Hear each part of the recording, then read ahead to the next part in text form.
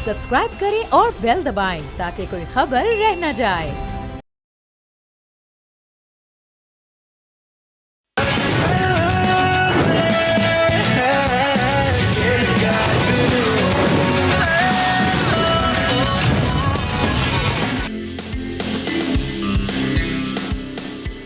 अस्सलाम वालेकुम, खुश आमदीद। आप देख रहे हैं Lifebuoy shampoo presents Asia cup special खेल का जुनून पावर्ड बाय सर्फ एक्सेल। मैं हूं फैसल करीम और मेरे साथ हैं सादिया सैमसन, क्योंकि ये है जंग जज्बा और जी जनाब अली। आज का एक अच्छा मैच इस कॉन्टेक्स्ट में भी हुआ कि एट वन मोमेंट आधी टीम बांग्लादेश की बाहर चली गई थी और उनके रन ज्यादा नहीं थे।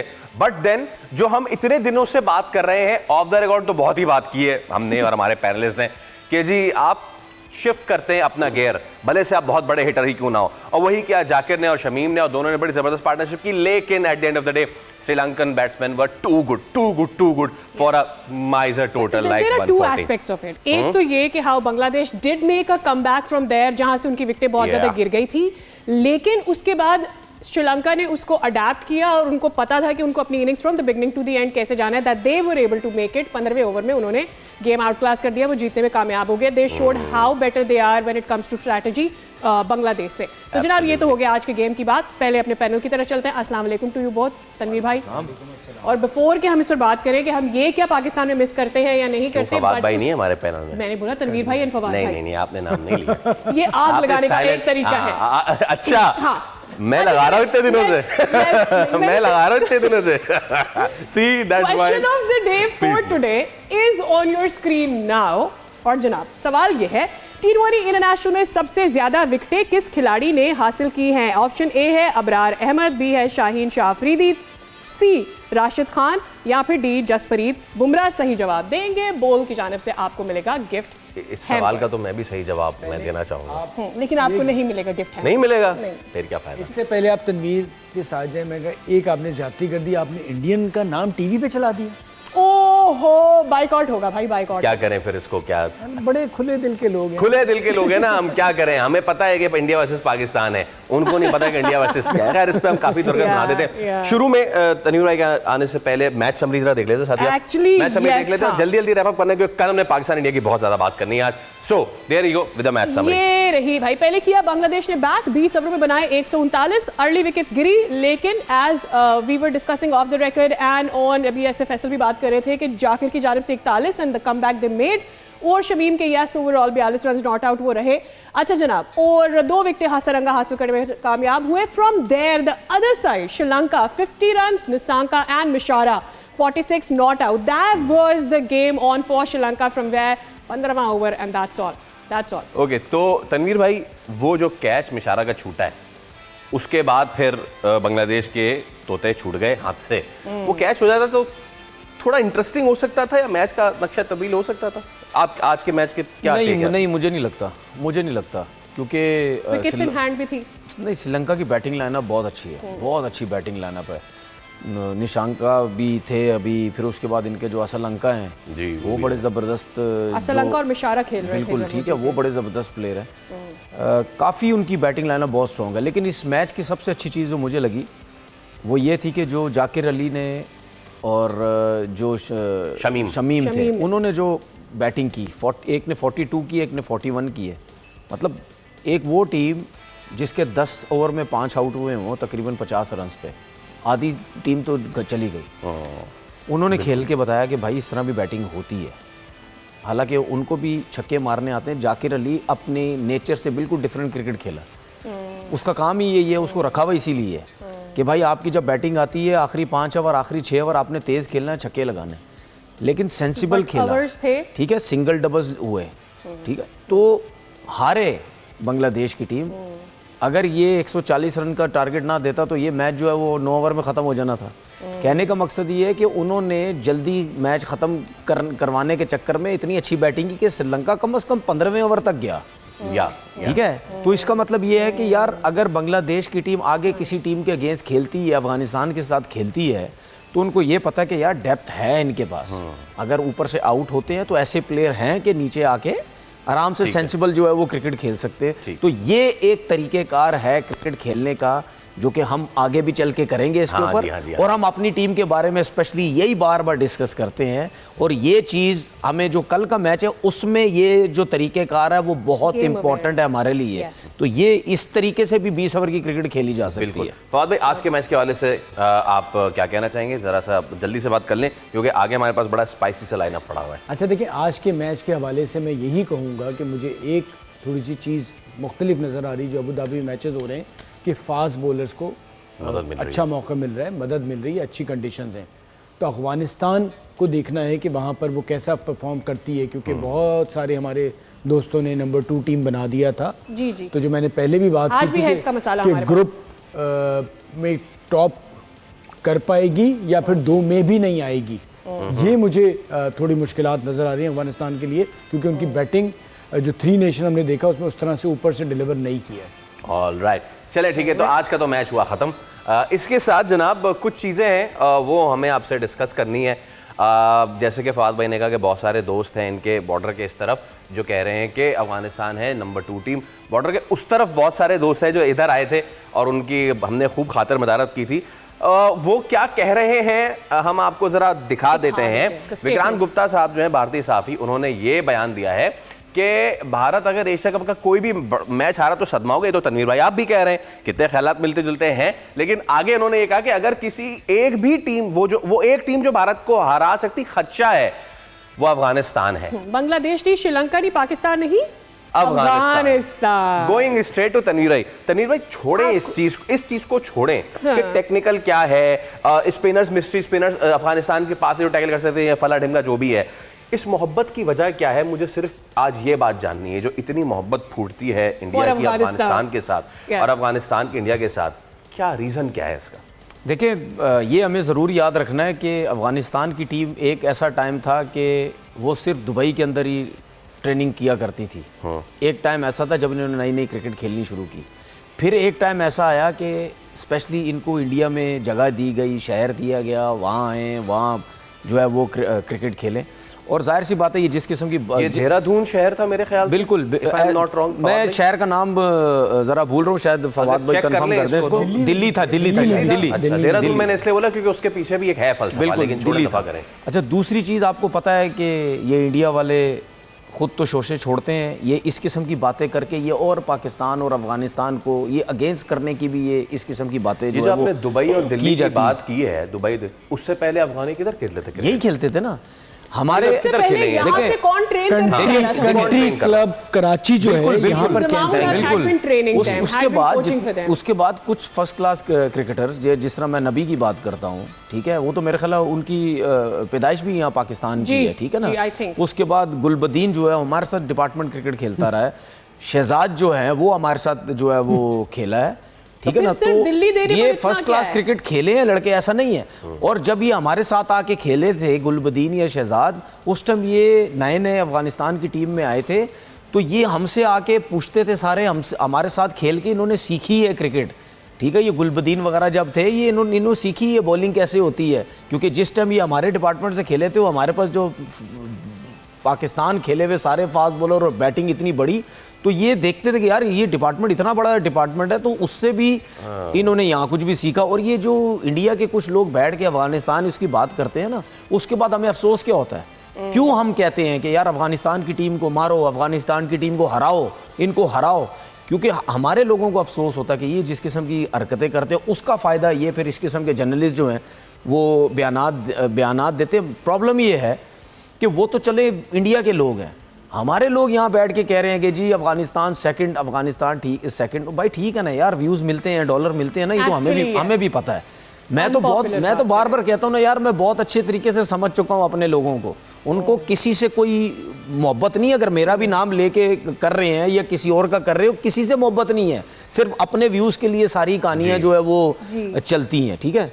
तो बात सीधी सी ये है यार कि मतलब यानी अगर ये बोला जाए कि यार अफ़गानिस्तान की टीम इंडिया को हरा सकती है, तो मैं एक ही सूरत में जवाब दे सकता हूँ, अफ़गानिस्तान की टीम एक ही सूरत में इंडिया को हरा सकती है कि वो बोले भाईजान आज तू ना आए तो असी खेडांगे, बस तुम ग्राउंड नहीं आओ।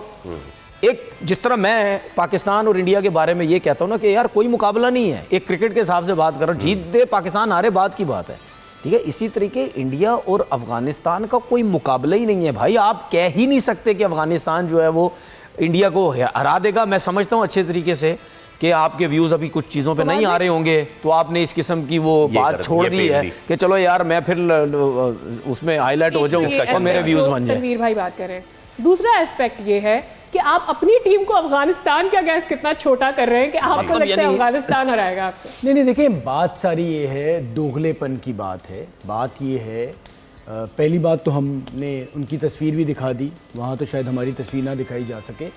बात सारी ये है, दिल पे ले लिया नहीं, बात सारी ये है कि विक्रांत साहब कह रहे थे बायकॉट, इन्होंने गवर्नमेंट पे को क्रिटिसाइज किया, वहाँ का बीसीसीआई को किया, तो वो इस सब्जेक्ट पे और इस इवेंट पे बात ही क्यों कर रहे हैं?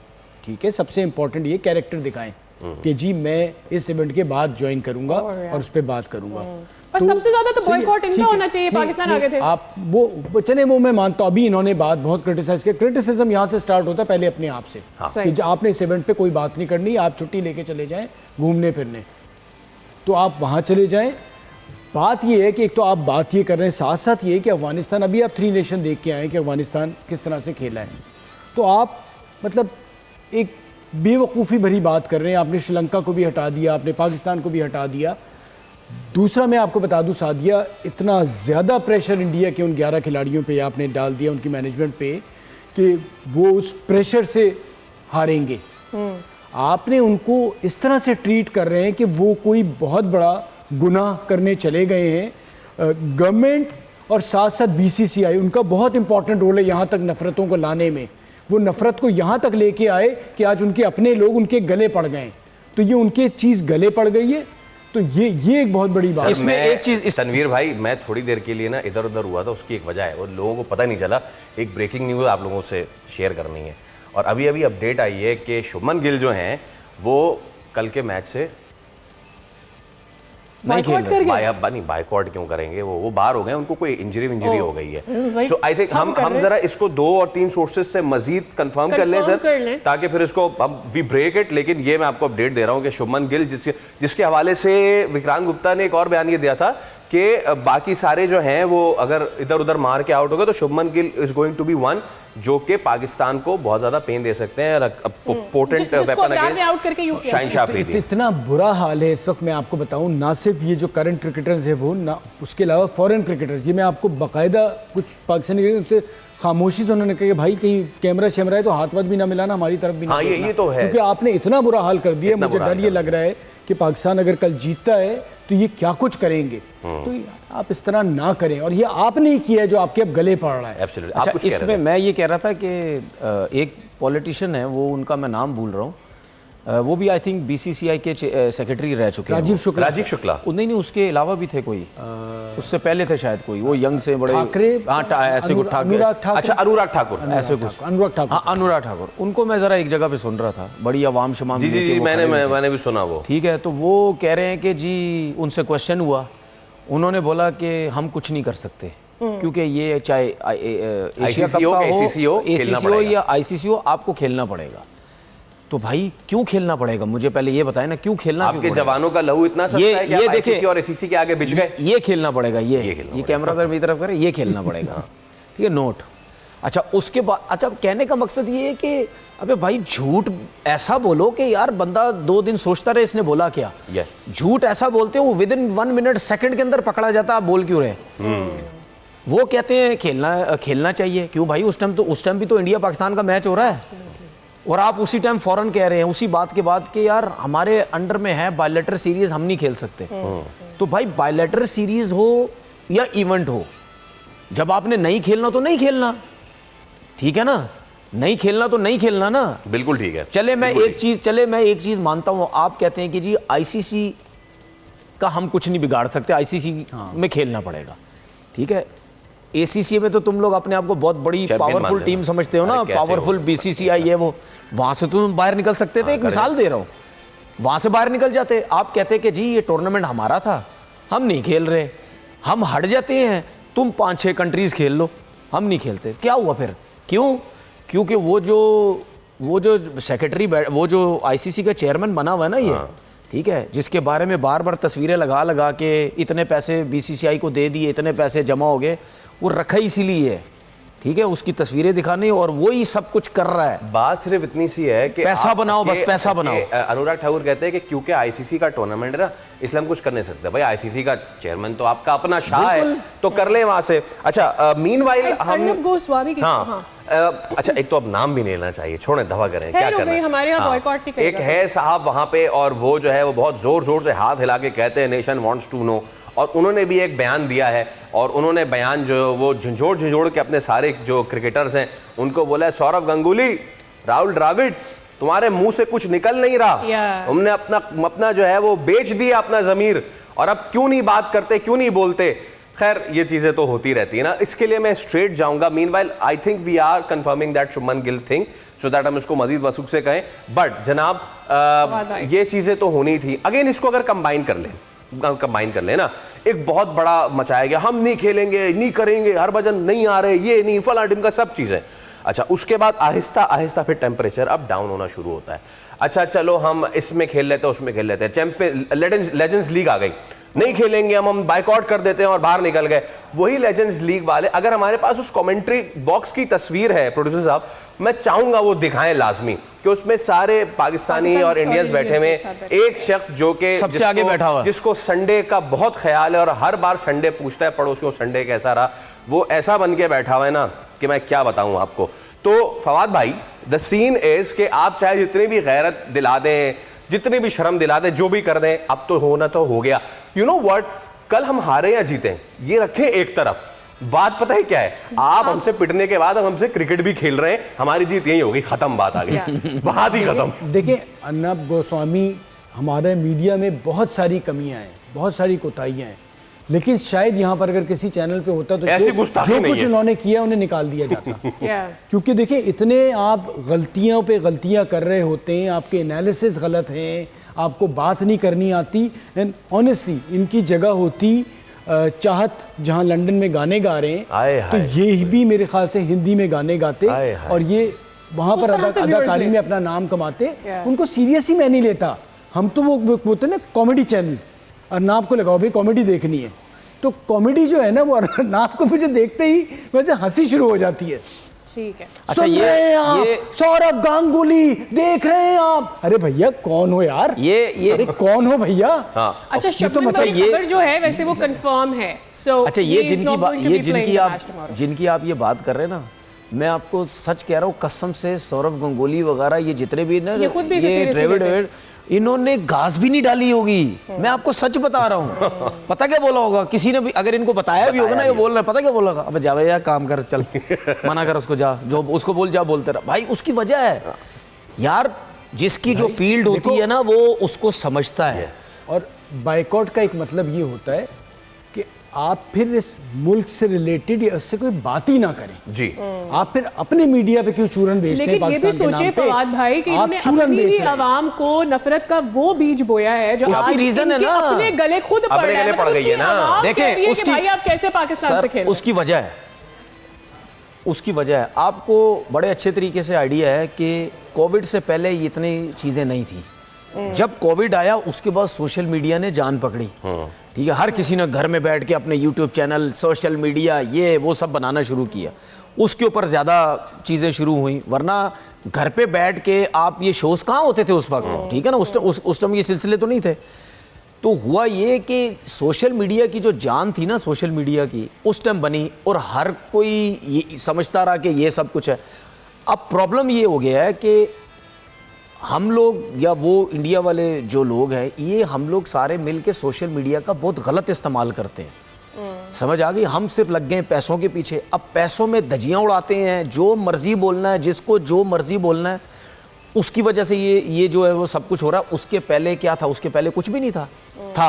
लेकिन एक और चीज़ है, मैं बार बार बोलता हूँ, जब से ये इनकी गवर्नमेंट आई है उसने न्यूज़ चैनल पे ऐसी बातें पाकिस्तान के अगेंस्ट करके अपनी आवाम को अपनी तरफ करने के चक्कर में उन्होंने ऐसी ऐसी गलत गलत न्यूज़ें दी हैं कि अवाम हमारी तरफ हो जाए, और अवाम का उन्होंने वो हाल कर दी है कि जिस तरफ वो अपनी अवाम को चलाना चाहते उसी तरफ हैं, वो अवाम चलते हैं। उस तरफ जो और उसके चलती बाद है। जब वो डिट्रैक्ट और होते हैं उसके तो फिर बाद वो सवाल आपसे उठता है। ये जिस तरह ये खुद साहब ने जो एक आध साहब है, उन्होंने पता नहीं क्या नाम है, अर्नब। ठीक है, आप जो साहब भी है यार, जो साहब भी है नाम भाई। क्या जरूर। अब इन जैसे आ जाते हैं ये क्रिकेटर्स को, तुम यूं, तुम क्यों नहीं बोल रहे, तुम ये नहीं बोल रहे। भाई शुक्र है अल्लाह का, ठीक है, हमारे मुल्क में ये चीजें नहीं है ना। हमें कभी किसी ने बोला कि आप क्या बोलते हैं, ना हमें कुछ बोला कि ये बोलो वो बोलो, हमें कभी किसी ने कुछ नहीं साहब बोला। की भाई। वजह से बता दूं, रिपब्लिक टीवी के एक रिपोर्टर बेचारे के साथ ज्यादती हुई, नेपाल में पिटाई हाँ, लगी पिटाई है, हुई क्योंकि उसकी। ये जो हरकतें हमें, हाँ, करते हैं yes। उन तक तो नहीं पहुंच सकते, वो भी ज्यादती वो फिर है, on the- वो भी ज्यादती अच्छा, किसी को हम- मारना। हाँ, लेकिन हाँ, ये आप इस चीज पे आप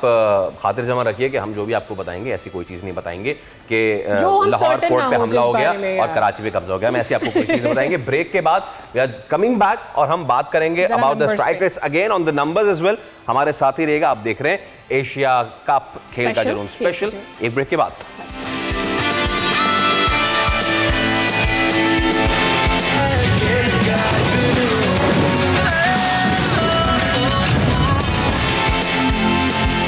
Okay, ladies and gentlemen, now it's the build-up time for tomorrow's big match. बहुत से लोग इसको बड़ा मैच नहीं तसव्वुर कर रहे हैं, नहीं कह रहे हैं। वो कह रहे हैं कि जी इंडिया बहुत बड़ी टीम है, पाकिस्तान ऐसी टीम है, लेकिन बॉर्डर के उस पार तो हो रहा है कि हमें पता ही नहीं हम किससे खेल रहे हैं, फिर हम खेल ही क्यों रहे हैं।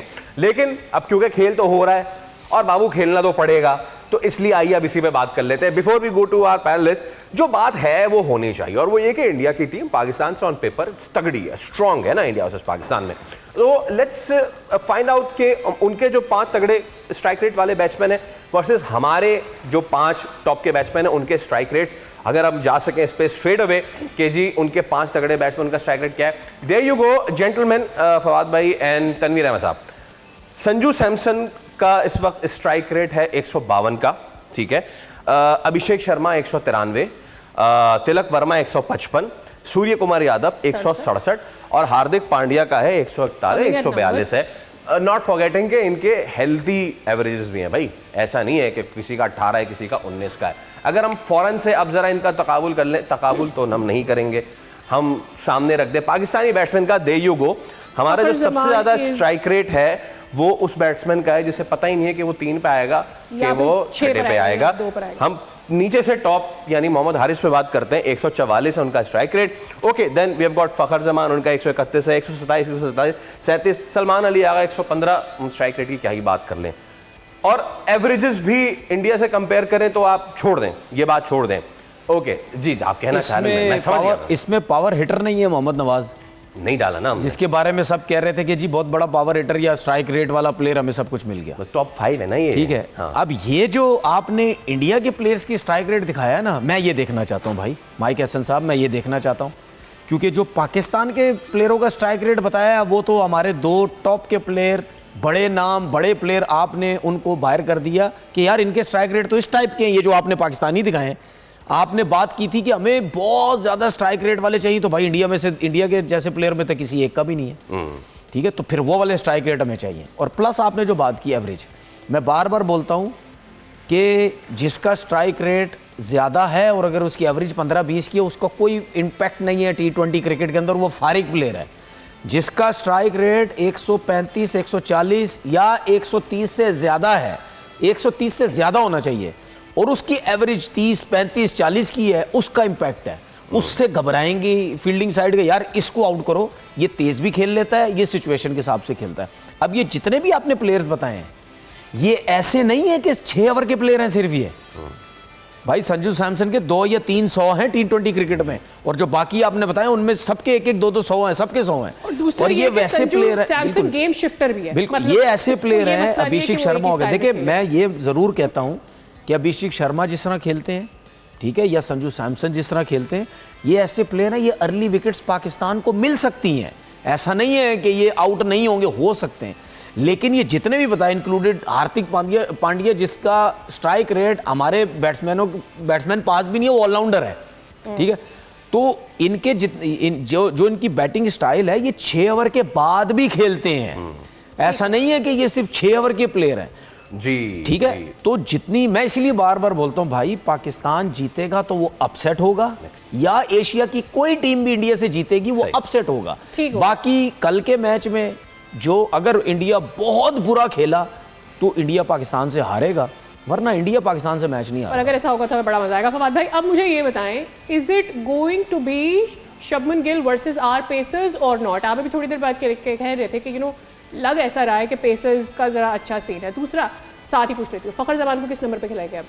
देखिए, पेसर्स का नहीं, मुझे स्पिनर्स का स्पिनर से मुकाबला नज़र आ रहा है। ओके। ये जितने भी खिलाड़ी हैं, इनका बेहतरीन स्ट्राइक रेट है, जिनका बहुत ज़्यादा अच्छा स्ट्राइक रेट होता है, उनके आउट होने के चांसेस भी उतने ही ज़्यादा रहते हैं।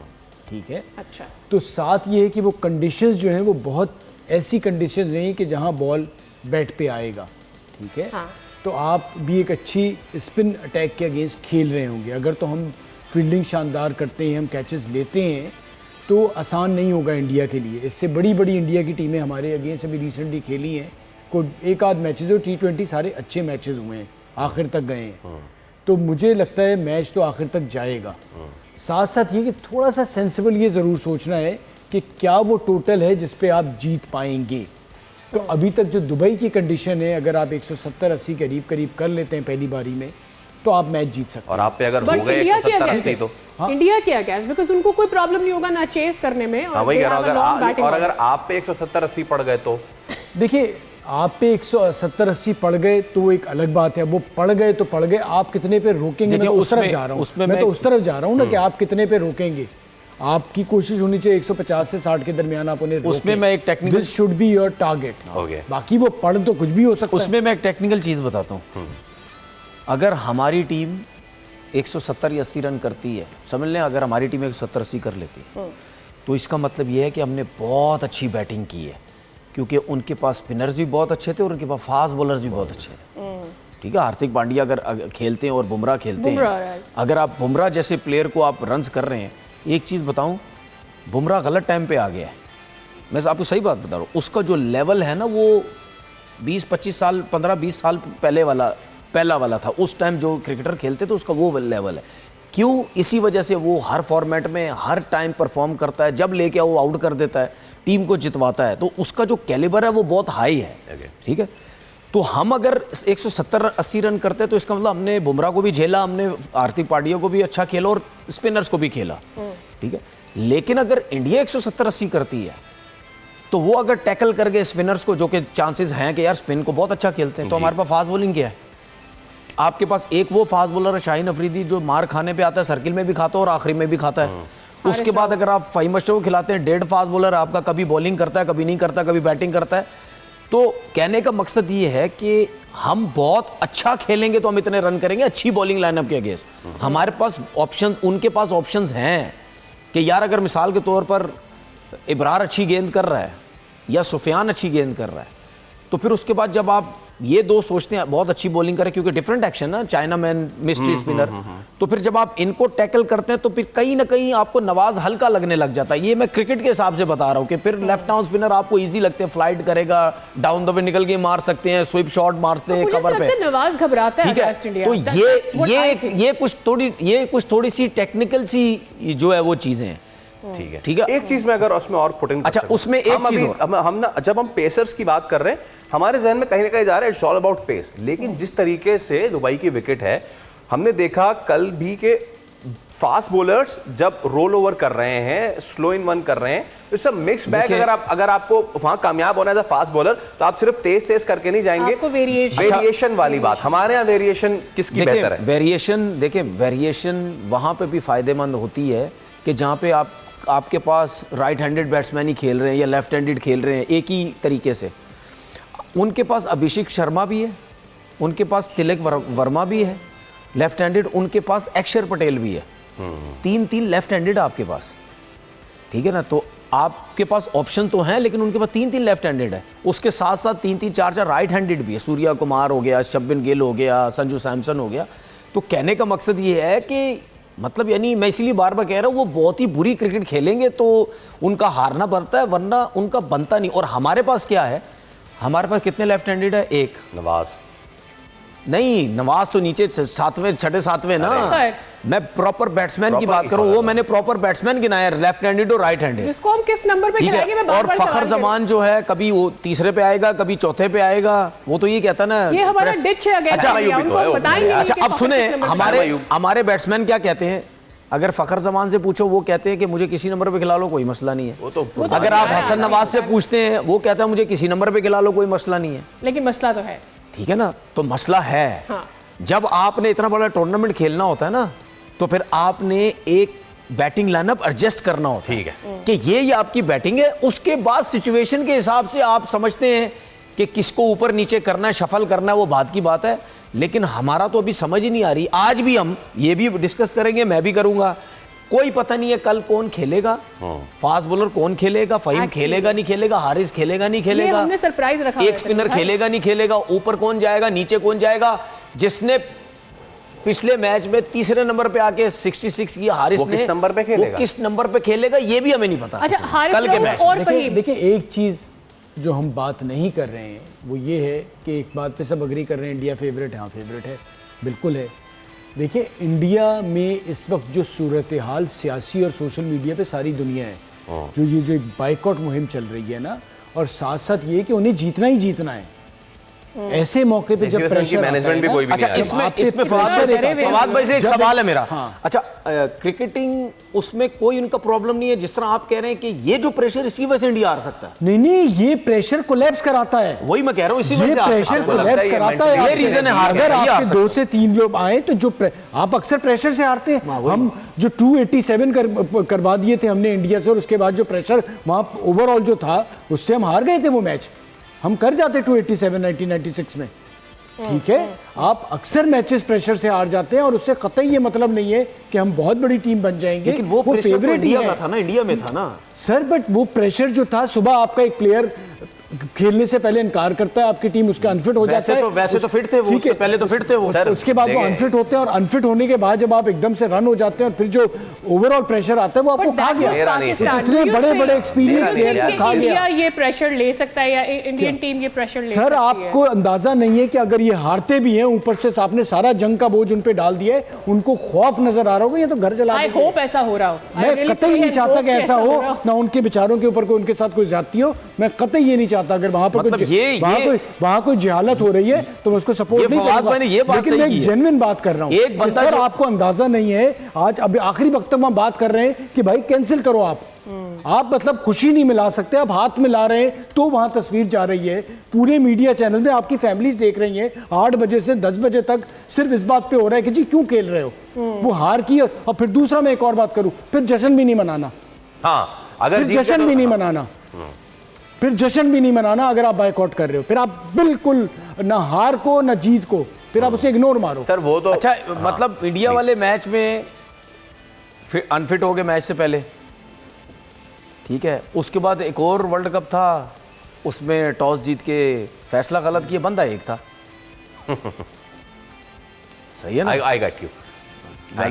खैर, अच्छा जनाब, अभी हम जरा बात ही कर रहे थे तो सबसे बड़ी जो एक चीज़ है वो ये है कि इट्स हाउ अबाउट कि आप प्रेशर कैसे हैंडल कर रहे हैं। मैं जरा यहाँ अपने पैनल पे भी जरा प्रेशर बना लूँ ना, और वो प्रेशर है कल की प्रेडिक्शंस का। Let's go to prediction. लेकिन आज हम सिर्फ ये प्रेडिक्ट नहीं करेंगे कि कल जीतेगा कौन।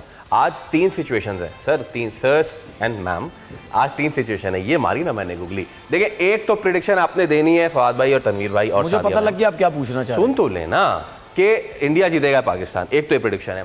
दूसरी आपने प्रेडिक्शन ये करनी है अगर पाकिस्तान पहले खेलेगा तो कितना करेगा, और अगर इंडिया पहले खेलेगा तो वो कितना टारगेट सेट कर सकता है। और शुरुआत करता है फवाद भाई से। फवाद भाई, पाकिस्तान या इंडिया? देखिए मुश्किल सवाल है क्योंकि दिमाग में तो इंडिया है लेकिन दिल में पाकिस्तान है। And I will go with the heart Pakistan. और चाहे दोनों बारी करें 160 170 से ज्यादा रन। ओके, चले जी, ये नोट डाउन कर लें।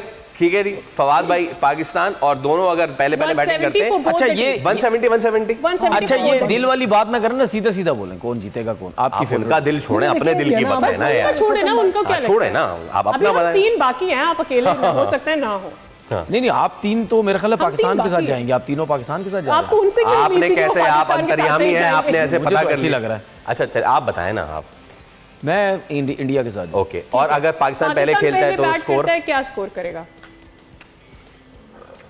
140-45। ओके, और अगर इंडिया पहले खेलता है तो?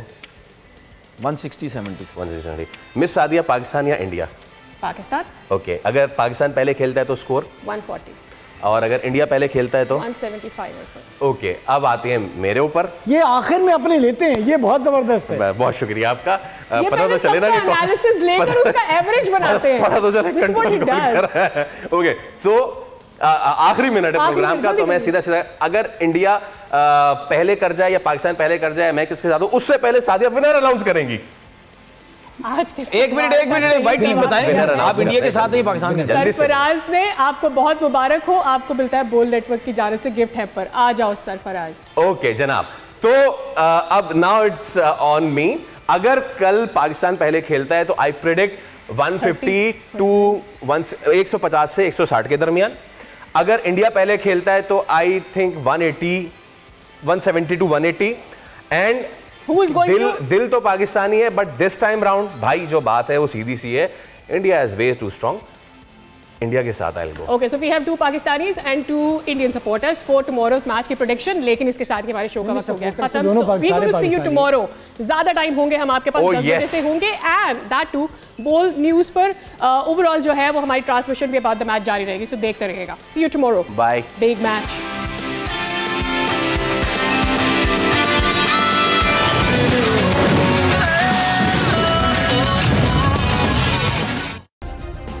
सब्सक्राइब करें और बेल दबाएं ताकि कोई खबर रह न जाए।